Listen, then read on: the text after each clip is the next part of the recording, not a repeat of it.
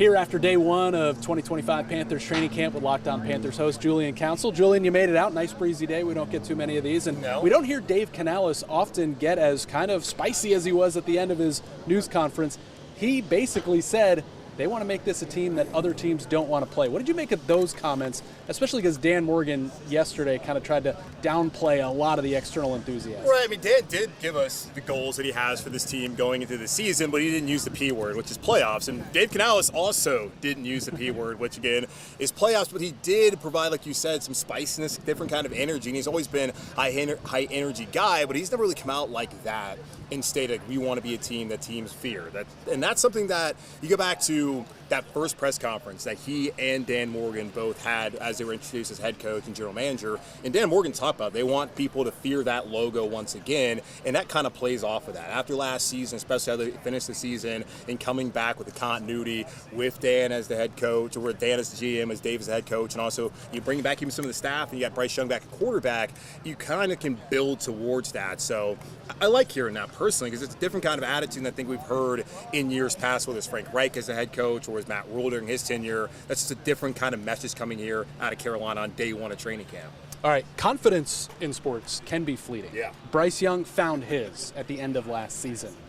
Do you think that automatically carries over? What are you looking for in training camp to see if it does or not? I'm looking for consistency, honestly, and it's one of those things where, like, I heard Christian Roseburn bring this up during his press conference. It's not going to be Jacksonville today. You can certainly lose to a team like that based off of what you do today and in the weeks to come during training camp and the preseason, but what you want to see from Bryce is the consistency that you saw for the most part in the second half of the season that we did not see. I felt like you kind of had that this time last year, but did not carry over to weeks 1 and week 2 to start off that season. So that's what I'm focused on, is seeing that consistency and seeing him continue to be a leader, continue to really show the competitive nature. Because you look at J.C. Horn out there, John Adam, Mike Jackson, that goes all the way back to OTAs. The fact that that's carried over and you're seeing that kind of attitude from Bryce Young as well, I like that, and I think that's exactly what I'm looking for from him moving forward.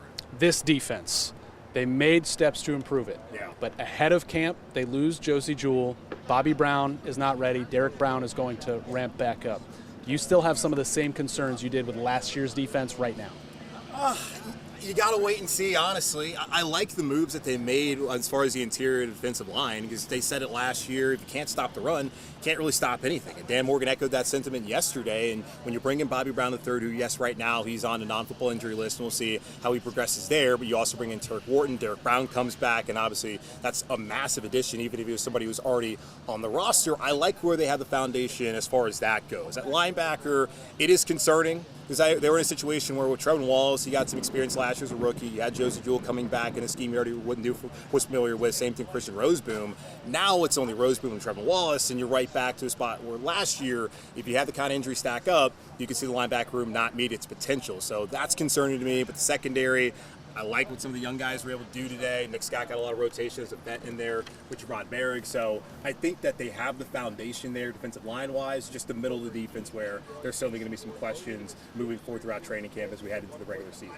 A couple of months ago, it was like they're absolutely adding a safety in training camp. Now it doesn't feel like they will. Where do you stand on that? We'll have to wait and see. I think it's one of those things where you want to give Lathan Ransom, the 4th round pick out of Ohio State, an opportunity. You want to also give Damani Richardson, who had a nice interception during 7-on-7, an opportunity as well. And he's the guy who's had a knack for finding the ball since he's gotten here. You go at the last training camp. There was a Monday where he had 2 interceptions, one on Bryce, one on Jack Plummer. So I think that you want to give it some time. And if you get to that first preseason game against Cleveland, you really have joint practices with them 2 weeks from now. If you look and see that, all right, we need to add another body to that room, then it happens. Same thing with linebacker. There's plenty of people wondering, with Josie not being around, does that mean that Carolina will add another veteran in that room? I just think it's day one.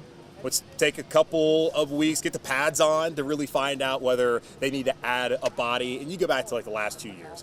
You brought in Mike Jackson via trade in late August, right before the final preseason game. Prior to that year, you brought in Troy Hill right before the final preseason game. So you can find somebody late into August, prior to roster cutdown day, who can play a significant role on this defense or even on this offense moving forward. All right, Tyrone McMillan. They went offense in the draft despite the defense's struggles.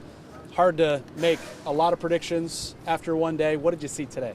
So I'm rotating in with the ones a lot, which is what people want to see. And when you get selected 8th overall, that's what's going to happen. So not too many grand takeaways at this point in time, especially for the receiver position. You want to see the physicality that they have going up against the corner, especially a corner like J.C. Horn. So excited when that competition really gets going on, probably next week when they put on the pads. But looks good. Looks like a guy that absolutely makes sense he win the top 10, but too early to tell there. All right. Locked On Panthers every single day. Here's your guy, Julian Council. Thanks, man. Absolutely.